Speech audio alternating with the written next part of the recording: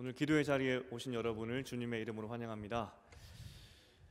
우리 13장부터 이제 16장까지는 그 삼손의 이야기입니다. 이 마지막 사사의 이야기이고요. 여러분 샘소나이트 가방 아시죠? 그 샘소나이트 이름의 그 원조가 삼손이라고 합니다. 혹시 아셨습니까? 그만큼 튼튼하다 그러겠죠? 오늘 삼손의 이야기 중에서 특별히 삼손보다는 그 삼손 아버지의 이야기를 좀 보려고 합니다. 이름이 마노아였고 그 아버지가 어떻게 삼손의 태어남을 준비했는지 좀 보려고 합니다. 13장 1절에서 보면 그 40년 동안 이스라엘은 그 블레셋 사람에게 압제를 당합니다. 이 40년입니다. 5년, 8년, 10년 그 정도가 아니라 40년입니다. 한 세대 이상 동안의 압제를 당했던 것입니다. 굉장히 긴 기간이고 특별히 다른 사사들보다도 훨씬 그 압제 기간이 길었던 시대의 사사입니다. 가장 긴 시간이죠. 그런데 이 앞전 사사와 지금 삼손과 다른 점은 이전에는 백성들이 도와주세요 도와주세요라고 했다면 이번에는 백성들이 하나님께 도와주세요라는 말을 하지 않았다는 겁니다. 백성들이 완전히 하나님을 떠났고 40년이나 압제를 당했는데 하나님 찾을 생각도 안 했던 것이 그 당시 이스라엘 백성들의 모습이었습니다. 그러니 이번에는 하나님께서 백성을 찾아오신 것이죠. 여러분 이것이 이해가 됩니까? 어떻게 이스라엘 백성이 하나님을 찾지 않을 수가 있을까? 어떻게 하나님의 이름을 부르지 않을 수 있을까? 이 비슷한 사건이 누가복음 4장 26절에서 예수님께서 말씀하시는 것이 있는데 누가복음 4장 26절입니다. 제가 같이 읽겠습니다. 시작. 또 선지자 엘리사 때 이스라엘에 많은 나병 환자가 있었으되 그 중에 한 사람도 깨끗함을 얻지 못하고 오직 수리아 사람 나만뿐이었느니라. 무슨 말이냐면 엘리사 그러면 실제 이스라엘 역사상 가장 기적을 많이 했던 선지자였습니다. 성경에서도 엘리야보다도 2배나 많은 갑절의 영감을 구했듯이 정말 갑절로 기적을 많이 베풀었던 것이 엘리사의 시대였습니다. 그러면 그렇게 기적을 많이 했다며 베풀었다면 이스라엘 백성들 마음 가운데에는 당연히 그 선지자에게 찾아가서 도움을 요청하는 것이 당연한 거 아니겠습니까? 특별히 나병처럼 그 이스라엘 백성에게 저주받은 그 상징 같은 그리고 절대 나을 수 없는 그런 병을 가졌다면 여러분 같으면은 쥐푸라기라도 잡는 심정으로 그 엘리사를 찾아가지 않겠습니까? 더군다나 이방인 장군 나하만이 병을 고쳤다는 온 소문이 동네방네 다 났을 것이고 이스라엘뿐만 아니라 인근 지역까지 다 퍼졌을 것인데 어느 누구도 이스라엘 백성 가운데 엘리사에게 찾아가서 나도 병 낫게 해주십시오라고 했던 사람이 없다는 겁니다. 이게 예수님의 말씀이었습니다. 그런데 지금 이 말을 할 때 청중이 이스라엘 사람들입니다. 유대인 랍비들입니다. 그 구약의 그 이스라엘 조상들을 모욕하는 거 아니겠습니까? 엘리사 시대에도 그 많은 나병 환자 중에서 지푸라기라도 잡는 심정으로 하나님께 갔다면 나음 받았을 텐데 아무도 없었지 않느냐고 하면서 이 랍비들을 꾸중하실 때 이 성경에 해박했던 그 랍비들도 한마디도 대꾸하지 못합니다. 왜냐하면 예수의 말씀이 맞았기 때문입니다. 그러니까 엘리사의 시대에 우리가 정말 믿지 못하겠지만 지푸라기라도 잡는 심정으로 하나님을 찾아가는 사람이 없었다는 것이죠.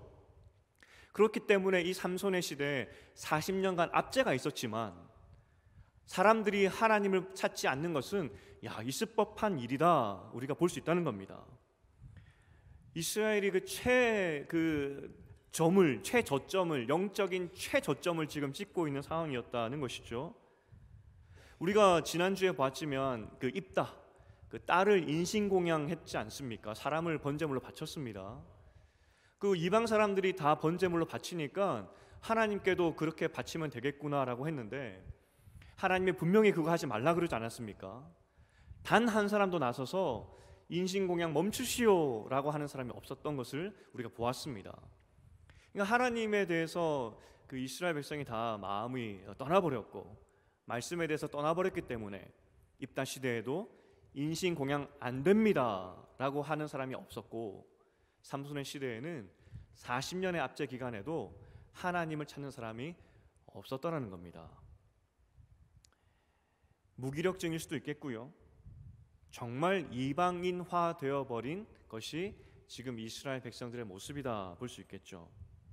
2절에 보면은 마누아를 소라성 출신 사람이다라고 이야기하는데, 원문으로 보면은 소라성에서 이사 왔다 그겁니다. 소라성으로부터 이사 온 사람 그겁니다. 하나님께서 가나안 땅에 들어가셨을 때 땅을 분배해 주실 때 제비뽑기를 하게 하셨습니다. 그런데 제비뽑기를 곰곰이 생각해 보면 복불복이잖아요. 누구는 1등 당첨처럼 그 좋은 땅을 받을 수도 있고, 누구는 꽝처럼 그냥 산지 메마른 땅을 차지할 수도 있는 겁니다. 그러니까 잘 보면 이 복불복이야말로 좋은 것 같지만 그 공평하신 하나님의 성품과는 맞지 않는 겁니다. 왜냐하면 똑같이 줘야지, 누구에게는 좋은 거 주고 누구에게는 안 좋은 거 주고, 이게 어디 있단 말입니까? 그럼에도 불구하고 하나님께서 그 제비뽑기를 시키신 이유는 땅의 좋고 나쁨이 중요하지 않다는 겁니다. 혹시 땅이 나쁜 것을 뽑는다 하더라도 하나님이 먹이시기 때문에 걱정하지 말라는 겁니다. 땅이 척박하면 그 척박한 곳에서 풍성함을 주실 것이고, 땅이 기름진다 할지라도 하나님이 주시지 않으면 못 먹는 것이기 때문에 어떤 땅을 받든지 하나님이 먹이실 테니 그것을 하나님의 축복 삼아서 살아라. 그게 제비뽑기의 의미라는 겁니다. 그렇기 때문에 이스라엘 백성들에게는 이사라는 개념이 없습니다. 우리가 이사를 가는 이유가 뭡니까? 조금 더 좋은 곳, 내가 원하는 곳으로 가는 것이 이사입니다. 그런데 이스라엘 백성에게는 하나님께서 각자에게 가장 좋은 땅들을 주셨고, 먹고 사는 것에 대해서 걱정하지 않도록 지키실 것이기 때문에 이스라엘 백성은 준 땅에서 평생 살면 됩니다. 그렇기 때문에 이스라엘 백성에게는 땅을 사고 파는 것도 사실은 없는 개념이고, 이사는 더군다나 없는 개념이라는 겁니다. 그럼에도 불구하고 이 삼손의 아버지는 이사했습니다. 왜냐하면 더 좋은 땅을 찾아서 먹고 살기 위해서, 다른 말로 하면 믿음이 없다는 거죠. 그런데 이 시대는 다 그랬습니다. 모든 사람들이 좋은 땅을 차지하고 좋은 땅을 사고 좋은 땅을 가지기 위해서 애썼던 것이 그 당시 사람들의 모습이었다는 것이죠. 삼손의 아버지도 그렇게 살았다는 겁니다. 중요한 상징은 이 삼손 아버지에게는 그때까지 나이가 많이 들 때까지 자녀가 없었다는 겁니다. 열심히 살았지만, 가장으로서 이사를 결정하고 그렇게 열심히 잘 살아보려고 열심히 노력했지만 실상 자녀가 없었다. 하나님께서 그 가정을 돌보지 않으셨다는 그런 의미가 되겠죠. 그런데 어느 날 하나님께서 그 가정에 나타나셔서 아들을 주겠다라고 약속을 하십니다. 그리고 민수기 6장에 나오는 나실인의 규례대로 키워라 그렇게 말씀하셨죠. 여러분, 그 나실인의 규례에 대해서 좀 아십니까? 보통 나실인의 규례라 함은 기간을 두고 그 기간 동안 하나님 앞에서 거룩하게 살겠습니다 하는 약속입니다. 그러면 누가 할 수 있습니까? 남녀노소 누구나 가능합니다. 사실 하나님께 거룩하게 구별된 삶을 사는 그 상징적인 계층이 레위인인데, 레위인뿐만 아니라 누구든지 하나님 앞에서 거룩하게 살 수 있다, 또 거룩하게 살려고 애쓸 수 있다, 그것을 상징적으로 보여주는 것이 나실인이고, 이스라엘 백성들은 그 기간을 두고 나 거룩하게 살겠습니다, 그렇게 삶을 거룩한 삶으로 살아보는 것이 나실인의 약속입니다. 보통 유대 문헌을 보니까 30일 동안 나실인의 규례로 살았던 사람도 있고, 혹은 60일 그렇게 연장하면서 사는 경우도 있고, 어떤 사람들은 7년 동안 나실인으로 살다가 3번 연장하여서 21년 동안 나실인으로 살았다는 기록도 있습니다. 그럼 나실인이 어떻게 사느냐? 우리가 잘 알고 있듯이 포도주 안 마시고 머리 기르고, 그리고 부정한 거 만지지 않고 시체 같은 것, 그게 나실인의 삶입니다. 이게 뭐 대단하냐라고 생각할 수 있겠습니다. 그 정도쯤이야 할 수 있겠지 생각할 수 있겠습니다. 하지만 곰곰이 생각해 보십시오. 그 당시 문화에서 포도주를 마시지 않는다는 것은 엄청난 결단입니다. 지금처럼 술 정도가 아니라 음료와 같은 것이기 때문에 그 기쁨의 잔치나 기쁨의 순간에 내가 가지 않겠다는 것과 똑같습니다. 그리고 그 당시에 뭐 의복이나 외모가 발전했겠습니까? 그 머리 치장이 굉장히 중요했거든요. 그런데 그 치장을 포기하겠다는 겁니다. 머리 안 자르겠다는 것은 내가 그것도 포기하고 모든 것 포기하고 하나님만 묵상하겠다는 겁니다. 마치 우리가 금식 기도하듯이 그걸 연상하면 쉬울 겁니다. 내가 금식하는 동안에 하나님께만 집중하고 기도하겠다, 그겁니다. 일상생활을 하면서 하나님 앞에서 거룩하게 살아보겠다. 그런데 우리와는 좀 다른 것은 우리가 기간을 두고 일주일 금식, 40일 금식 기도할 때 그 기도 목적이 있죠. 뭔가 주십시오. 그런데 그 사람들은 뭔가 주십시오라는 목적 때문에 그렇게 나실인으로 산 것이 아니라 정말 거룩한 백성으로 살아보려고, 하나님 말씀대로 살아보려고, 그래서 내가 치장하는 그 시간에도 하나님 묵상해 보려고, 또 다른 사람들 잔치 가서 포도주 마시면서 즐기는 동안에 그 시간에도 나는 하나님 묵상하겠다고. 그러니까 우리의 금식과 그들의 나실인의 삶과 좀 다르죠. 어쨌든 그 사람들은 정말 거룩한 삶을 살아보려고 애썼고, 하나님께서 나실인의 규례를 만드신 이유도 너희 모든 백성들도 한번 나를 바라보면서 나만 묵상하면서 거룩하게 살아보라고, 그래서 나실인의 규례를 만드셨다는 겁니다. 거룩이 목표입니다. 이 명령을 먼저 우리가 읽진 않았지만 이 삼손의 어머니가 먼저 듣습니다.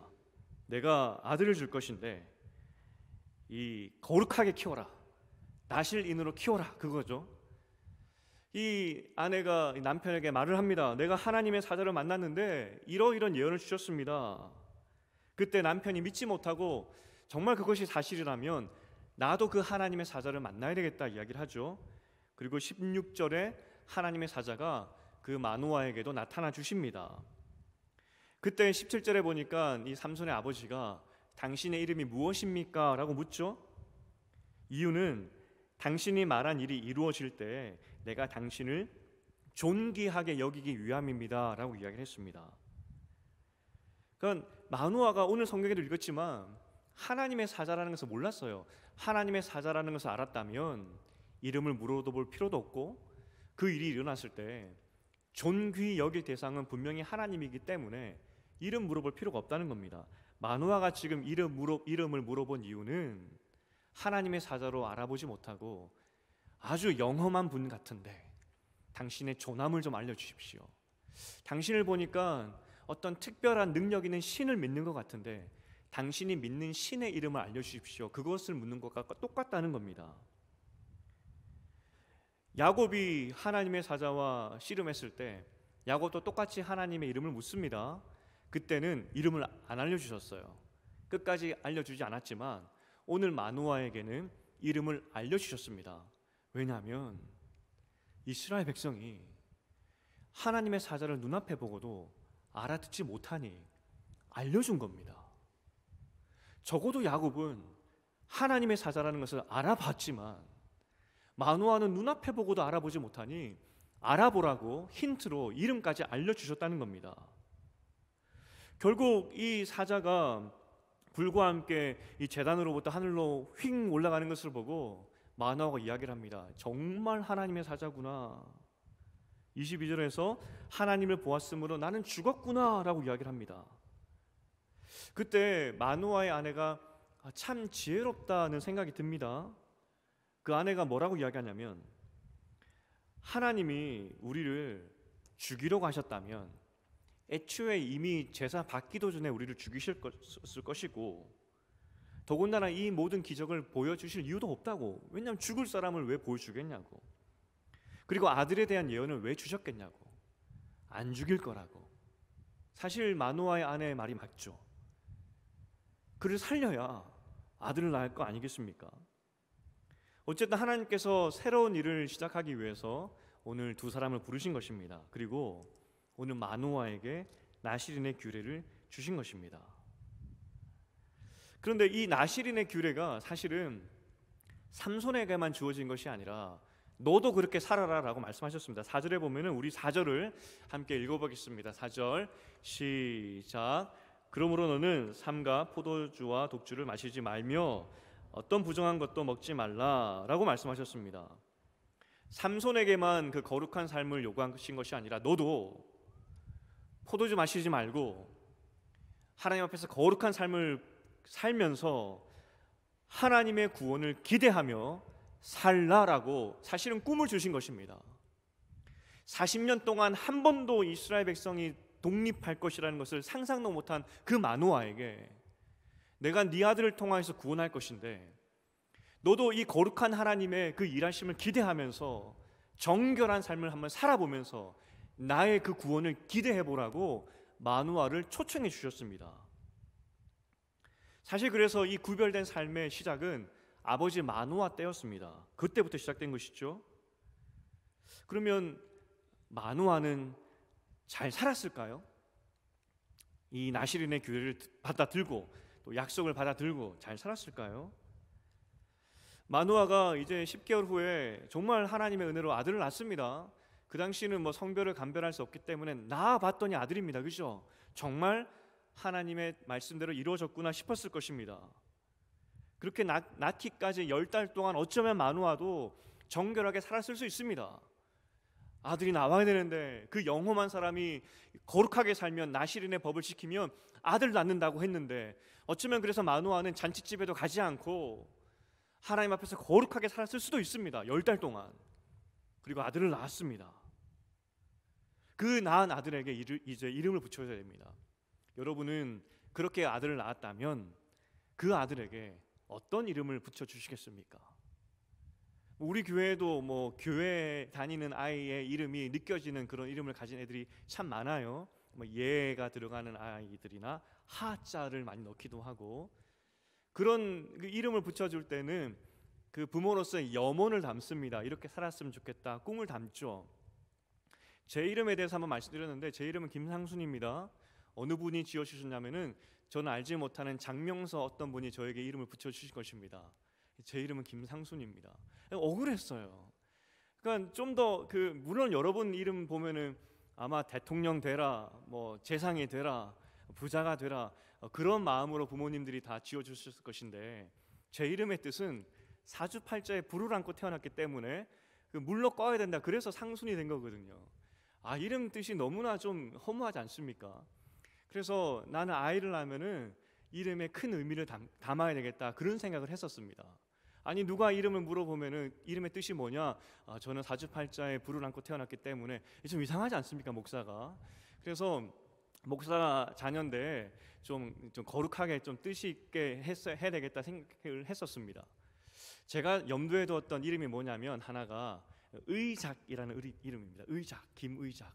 그래서 이 이름을 어디서 제가 가지고 왔냐면 제가 신학학 대학을 갔는데 20살 때 그 당시에 은퇴를 하신 그 교회 음악과 교수님이 계셨었습니다. 교회 음악 개론을 가르치시는 은퇴 교수님이셨는데 70이 거의 다 되셨는데 허리도 꼿꼿하시고 넥타이나 양복도 너무 세련되시고 또 그렇게 가르치시는 모든 어떤 신앙적인 색깔들이 너무나 분명하시고 되게 멋있었습니다. 그래서 1년을 배우는데 제가 보통 저는 항상 뒤쪽에 앉는 학생이었습니다. 근데 유일하게 그 클래스만 제가 앞쪽에 앉았어요. 어느 날 그 어르신께서 교수님이 앞에 앉은 학생들에게 한 명씩 퀴즈를 내는데 다 못 맞추는 겁니다. 다 틀리고 저까지 왔어요.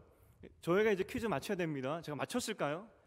제가 맞췄어요. 500원을 받았습니다. 얼마나 기쁘던지 제가 존경하는 그 교수님에게 500원을 받아서. 왜 그분이 의작으로 하셨냐면 원래는 제가 기억하기로는 순자 보자를 쓰셨습니다. 김순보 교수님이셨는데 의작으로 바꾸셨습니다. 왜냐하면 그 이삭을 아이작, 영어로 아이작인데 아이작을 빨리 발음하면 의작이 되니까 그래서 의작으로 하셨대요. 그래서 저도 나도 의작을 해야 되겠다. 아들 낳으면 의작을 해야지 했다가 가족들의 반대 때문에 의작을 하지 못했습니다. 여튼 우리가 이름 하나를 지을 때 자녀에게 이름을 지을 때 그 염원을 담습니다. 이렇게 살아라. 10달 동안 나실인으로 살았을 마노아가 하나님의 구원을 기대하면서 이 40년의 압제를 끝내줄 하나님의 거룩한 아들을 기대하면서, 그리고 그 아들이 낳았을 때 이름을 붙여주는데 그 이름은 삼손이었습니다. 그러면 삼손이라는 이름의 뜻이 무엇일까요? 한국말로 해서 손이 세 개다, 설마 그런 아재 개그는 아니고요. 삼손, 무슨 뜻일까? 작은 태양입니다. 멋있죠. 작은 태양이 떠올라서 이스라엘 백성을 구원한다. 얼마나 멋있습니까? 그런데 문제는 마누아가 거주했던 단 지파 지역은 태양신을 섬기는 지역이었습니다.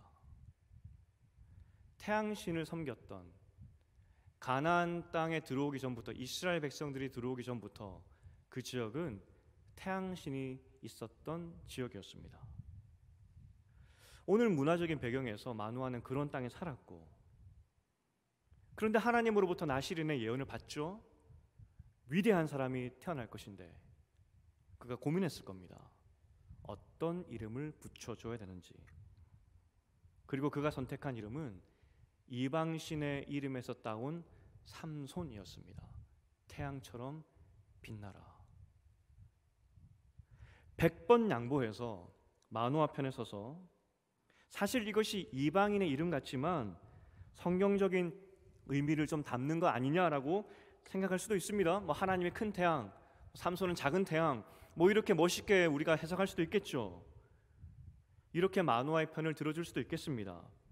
하지만 이후 삼손의 행동들을 볼 때 마누아는 삼손이 나실인으로서의 삶이 아니라 정말 작은 태양으로 살기 원했던 것을 우리는 볼 수 있습니다. 14장 3절을 우리가 함께 읽어보겠습니다. 14장 3절입니다. 시작. 내 형제들의 딸들 중에나 내 백성 중에 어찌 여자가 없어서 네가 할례 받지 아니한 블레셋 사람에게 가서 아내를 맞으려 하느냐라는 내용입니다. 지금 삼손이 결혼할 때가 되었는데 블레셋 여자와 결혼하겠다는 겁니다. 그때 마누아가 했던 답입니다. 우리가 왜 이스라엘 백성들이 블레셋 사람들을 보면서 저 할례 받지 못한 자 이렇게 말하는지 우리가 배웠죠. 이 블레셋 사람들은 이주민입니다. 이스라엘처럼 그리스에서 왔기 때문에 할례라는 문화가 없었던 그런 사람들입니다. 그래서 블레셋 사람들, 저 바다 건너온 저 미개한 사람, 이렇게 경멸하는 의미로 할례 받지 못한 블레셋 사람이라고 이야기를 합니다. 지금 하나님께서 삼손을 부르신 이유는 그 블레셋 사람으로부터 이스라엘을 독립시키기 위함이었습니다. 사실 삼손이 블레셋 여자와 결혼한다는 것은 원수와 결혼하는 거 아니겠습니까?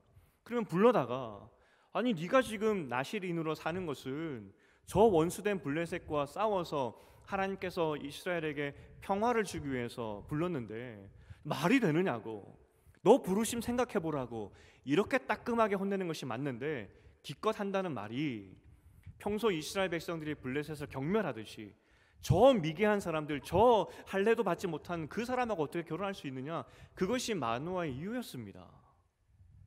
그리고 더 문제는 유대인의 관습상, 그리고 성경적인 가족 관계에서 이 결혼은 아버지가 주도하는 것입니다. 지금 문화와 좀 다르죠. 하지만 결국은 마누아는 모든 주도권을 아들에게 뺏겨버립니다. 그러니까 실제 마누아는 가정에서 이 삼손을 하나님의 나실인으로 키우지도 못했고, 실제 그의 바람 가운데에는 나실인보다는 작은 태양처럼 빛나는 아들이 되었으면 좋겠다, 그것이 아마 마누아의 마음이었다는 겁니다. 마누아는 어쩌면 작은 태양처럼 빛나는 인생이 되기를 바랬을 것입니다. 늦게 낳았던 그 아들에게. 우리가 먼저 기억할 것은, 하나님은 지금 마누아를 통해서 아들을 주셨고 하나님의 구원 계획을 시작하려고 하십니다. 하지만 그 계획을 가장 방해했던 사람이 누구냐면 마누아였습니다. 하나님은 삼손을 작은 태양처럼 키울 생각도 없었고 작은 태양처럼 빛나게 하실 마음도 없었습니다. 그는 구원자입니다. 하나님의 거룩한 도구입니다. 그런데 마누아가 기껏 아들을 키워놓고 했던 말이 작은 태양처럼 이 세상 가운데 반짝반짝 빛나라 하는 것이 마누아의 마음이었다는 겁니다. 하나님 나라의 가장 방해꾼이 오늘 본문의 마누아가 되어버렸다는 겁니다. 어쩌면 마누아의 말이 맞을 수도 있습니다. 40년 동안 이스라엘이 압제를 당했습니다. 마노아가 만약에 이제 늦게 아들을 낳았기 때문에 50의 아들을 낳았다 그러면 역으로 추적하면 마노아가 10살 때부터 블레셋에게 압제를 당했을 것입니다. 10대 때부터 20대, 30대, 40대 그리고 50대 이르기까지 평생을 이 블레셋에게 압제를 당했습니다. 어쩌면 마음 가운데 우리는 절대로 저 블레셋에게 독립하지 못해라는 마음이 들었을 수도 있습니다. 그러니 그가 아무리 생각해도 내가 이렇게 어렵게 낳은 아들이 전쟁에 나가서 죽는다고? 어쨌든 전쟁을 해야지 이스라엘이 독립할 거 아니겠습니까? 내 아들이 전쟁에 나가겠다고? 차라리 이 땅 가운데 반짝반짝 빛나는 작은 태양처럼 살았으면 좋겠다. 그게 마노아의 마음이었다는 겁니다. 어쩌면 아버지로서 참 지혜로운 결정일 수도 있습니다. 지금도 전쟁이 일어나서 수많은 사람이 비참하게 죽는 현실을 우리 보았지 않습니까? 마노아도 젊은 시절에 비참하게 죽는 현실을 많이 보았을 겁니다. 내 아들은 그렇게 되지 않기를. 그리고 그에게 이름을 붙입니다. 작은 태양.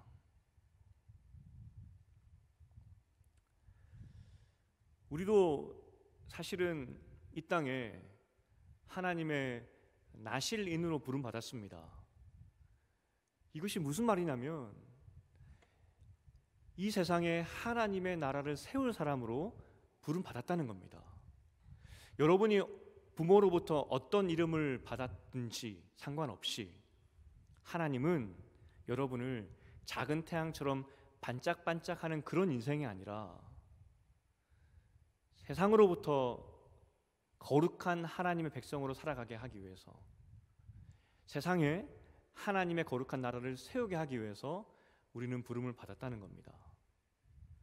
하나님께서 그런 자신감이 있었고 반드시 그렇게 하실 것이기 때문에 우리를 불렀는데, 혹시 우리는 마노아처럼 그거 될까? 차라리 이 땅 가운데 작은 태양처럼 빛나는 인생이 더 낫지 않을까? 혹시 우리를 그렇게 생각하고 있지 않은지. 결국 이 마노아의 발음과는 다르게 삼손이 블레셋과 전쟁을 하게 됩니다. 피를 흘리게 되죠. 14장 4절에 보면 뭐라고 기록하고 있냐면 14장 4절을 함께 읽어보겠습니다. 시작. 그때 블레셋 사람이 이스라엘을 다스린 까닭에 삼손이 틈을 타서 블레셋 사람을 치려 함이었으나 그의 부모는 이 말이 여호와께로부터 나온 것인 줄을 알지 못하였더라. 지금 삼손이 계속 우겨서 블레셋 여자와 결국은 결혼하게 됩니다. 근데 오늘 본문에 뭐라고 이야기하고 있냐면 결국 이 결혼을 통하여서 삼손으로 하여금 블레셋과 싸우게 만들었다는 겁니다. 그 부모는 이것이 하나님으로부터 나왔다는 것을 몰랐다고 기록하고 있습니다. 마노아는 어떻게 하면 블레셋과 삼손이 평화롭게 지낼까가 고민이었는데 알고 보니 결국은 싸우게 되었는데 하나님이 그렇게 만들어버렸다는 겁니다. 왜냐하면 삼손은 작은 태양처럼 편안하게 살 인생이 아니라 그 땅에 하나님의 거룩한 땅을 다시 회복시킬 하나님의 사사였기 때문에 아무리 마노아가 가로막는다 할지라도 내 아들은 절대로 전쟁 나가지 못합니다. 바지끄댕이 잡고 막는다 할지라도 하나님이 결국은 삼손을 통하여서 블레셋과 싸우게 하시고 구원하게 하신다는 그 말씀입니다. 결국 삼손은 블레셋과 전쟁을 했고요, 이스라엘을 해방시키게 됩니다. 여러분의 부르심은 명확합니다. 이 땅에 하나님의 나라를 만들 사람들입니다. 여러분들이 아무리 여러분 스스로 마음 가운데 나는 삼손처럼 살 거야, 여러분 다음 세대를 바라보면서 우리 다음 세대는 나처럼 아니라 세상에서 작은 태양처럼 빛났으면 좋겠다 이름을 붙여주고 아무리 그들에게 좋은 것을 준다 할지라도 하나님은 우리와 우리 다음 세대를 통하여서 하나님의 거룩한 나라를 세우기 원하신다는 사실입니다. 우리가 바지끄댕이를 잡고 그렇게 살지 말라고 막는다 할지라도 하나님이 우리와 우리 다음 세대를 통하여서 하나님은 자기 나라를 세워가신다는 겁니다. 마노아만 몰랐습니다. 마노아가 이것을 믿지 못할 것 같아서 그래서 하나님이 자기 이름도 알려주셨고 수많은 기적으로 그에게 보여주셨지만 단 10달 만에 그 믿음을 버려버립니다. 어쩌면 아들 낳기까지 정말 그는 나실인으로 살았을 겁니다. 나에게 아들 주십시오, 아들 주십시오. 내가 아들만 준다면 정말 당신이 말했던 그 나실인으로 잘 키워보겠습니다. 나한테 아들 주십시오, 아들 주십시오. 하지만 10달 만에 아들을 낳고 보니까 붙였던 이름이 고작 삼손이었습니다. 사람의 믿음이 얼마나 연약하고 간사한지, 우리가 얼마나 마음이 간사한지, 하나님이 그렇게 살지 말라고 그래서 아들을 줬는데 결국 그가 선택했던 것은 또 세상의 방법이었습니다. 마가복음 10장 27절을 우리 함께 읽어보겠습니다. 시작. 사람으로는 할 수 없으되 하나님으로는 그렇지 아니하되 하나님으로는 다 하실 수 있느니라. 무슨 말이냐면은 정말 우리가 제자로 할 수 있습니까? 하나님의 나라가 이 땅 가운데 임할 수 있습니까? 예수님께서 말씀하십니다. 사람으로는 할 수 없지만 하나님은 하실 수 있다고. 그래서 여러분을 이 땅 가운데 부르신 것입니다. 하나님의 자녀로, 거룩한 백성으로. 그리고 도전하십니다. 나실인으로 한번 나를 묵상해보고 살아보라고. 거룩한 백성으로 살아보라고. 그냥 뭐 주십시오, 그런 우리가 지금 흔히 하는 금식기도 그 정도가 아니라 시간을 정해놓고 내 거룩한 하나님 어떤 분이신지만 묵상해보라고. 묵상하면 야, 하나님의 나라가 나 같은 사람을 통하여서도 이루어질 수 있는구나, 그게 보이기 때문에 다 묵상해보라고. 마누아에게 묵상의 기간 10달을 줬던 것이죠. 하지만 결국 그 마음도 무너져 버립니다. 너무 안타깝죠. 여러분은 어떠하십니까? 제가 이제 제자반을 하고 있는데, 제자반 지난주 주제가 주기도문 첫 문장이었습니다. 예수님께서 가르쳐 주신 기도의 첫 문장이 어떤 겁니까? 제일 중요한 게 먼저 나오겠죠, 그죠? 하늘에 계신 우리 아버지, 그의 이름이 거룩히 여김을 받기를 원합니다.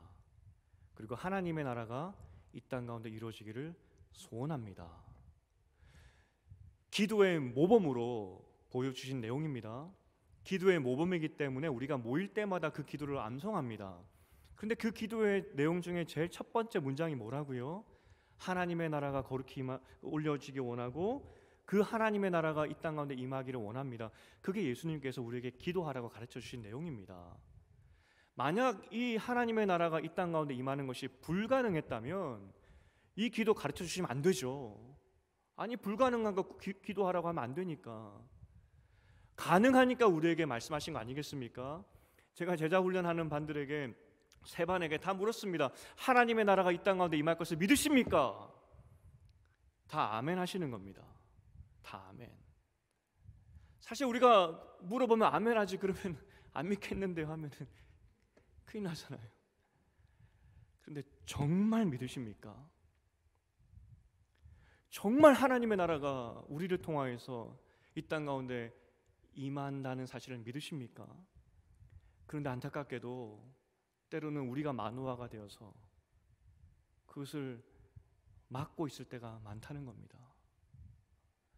우리가 다음 세대를 걱정합니다. 또 교회를 걱정하고, 우리 기도도 너무 감사했고, 교회를 위해 기도한 기도들, 교회다움, 하나님께서 반드시 주님의 교회를 사용하시고, 우리 교회를 사용하시고, 우리도 사용하시고, 다음 세대도 사용하실 줄 믿습니다. 하나님의 방법으로 반드시 하십니다.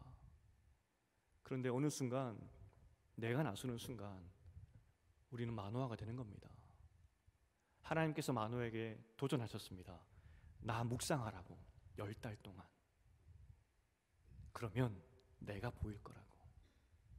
우리가 중요한 변화 앞에서 해야 될 것이 무엇이냐면 하나님 묵상하는 겁니다. 기도하고 잠잠히. 그럴 때 하나님께서 하나님의 마음을 우리 가운데 보여주시고, 하나님께서 하실 일들, 그리고 반드시 행하실 그 일들 우리 가운데 확신으로 주실 줄 믿습니다. 이제 말씀을 맺겠습니다. 사실 어제 제가 한 가지 질문을 받았는데 답을 못 드려서 그냥 오늘 조금 드리고 시간 날 때마다 조금씩 드리려고 합니다. 제가 어저께 어떤 질문을 받았냐면, 목사님의 매력이 뭔지 모르겠어요. 알려주세요. 그렇게 이야기하시더라고요. 목사님이 생각했을 때 목사님의 매력이 어떤 거라고 생각하십니까? 라고 물으시더라고요. 왜냐하면 그래 고맙게도 제가 부임한 이후에 그 같이 사역했던 동기들 또 청년들 또 특히 미국에서 한국 방문하면은 꼭 와서 예배 드려주고 그러니까 궁금하셨던 것 같아요. 김상순 목사의 매력이 뭘까? 저도 잘 모르겠습니다. 아내에게 물었습니다. 내가 그 질문을 받았는데 나 결국 다 못하고 왔다고. 정말 다행히 그 대화가 다른 데로 주제가 바뀌면서 제가 대답을 안 해도 됐었거든요. 또 어쨌든 저도 궁금하잖아요. 내 매력이 뭘까? 곰곰이 생각해 보니까 청년들이 항상 해줬던 말이 있습니다. 진심. 제가 어떤 진심이 있냐면 저는 여러분 삶 가운데 하나님의 나라가 임하고 여러분을 통하여서 하나님의 나라가 임할 줄 믿습니다. 저는 설 때마다 진심을 다해서 이것을 가르쳤던 기억이 나요. 오늘 여러분에게도 제 진심을 다해서 말씀드립니다. 신년교회를 통해서 여러분과 다음 세대를 통해서 하나님의 나라는 반드시 임할 것입니다. 지난 주일날 제가 설교 죽순 것 때문에 뭐 그런 에피소드를 말씀드렸더니 감사하게도 가시는 분마다 설교 좋았다고 이렇게 말씀하시더라고요. 제가 곰곰이 생각해 보니까 사실은 저를 5년 동안 봤던 같은 팀에서 5년이나 전도사님이 같이 있기 힘들거든요. 근데 그분은 5년이나 저와 같이 사역했어요. 저를 너무나 잘 알죠. 그분이 한 번은 그러더라고요. 목사님의 기준은 너무 높습니다. 저는 항상 여러분에게 이야기했던 것이 저는 70-80%만 원해요 라고 이야기하면 목사님의 70-80%는 일반 사람의 120%입니다. 제가 좀 그런 면이 있나 봐요. 근데 다른 게 아니라 설교에서 저는 설교에서는 120%가 아니라 200%를 하고 싶습니다. 왜냐하면 이 메시지 안에 하나님의 나라가 여러분 것입니다. 하나님의 나라가 여러분을 통하여서 임할 것입니다. 설명을 해줘야 되는데 100%로 했더니 설명이 안 되는 거예요. 그래서 저는 200%로 하고 싶은 것이 제 마음입니다. 오늘 여러분에게 어떻게 이 메시지가 들렸는지 모르겠습니다.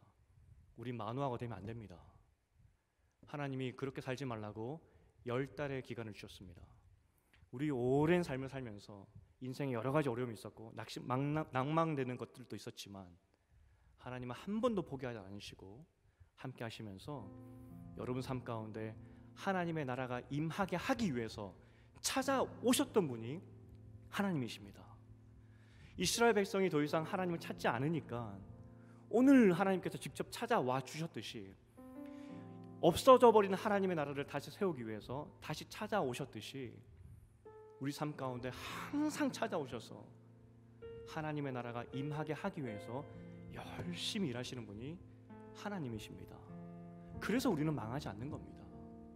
오늘 이 밤에 하나님 정말 그렇습니다. 나는 하나님의 아들이고 하나님의 딸입니다.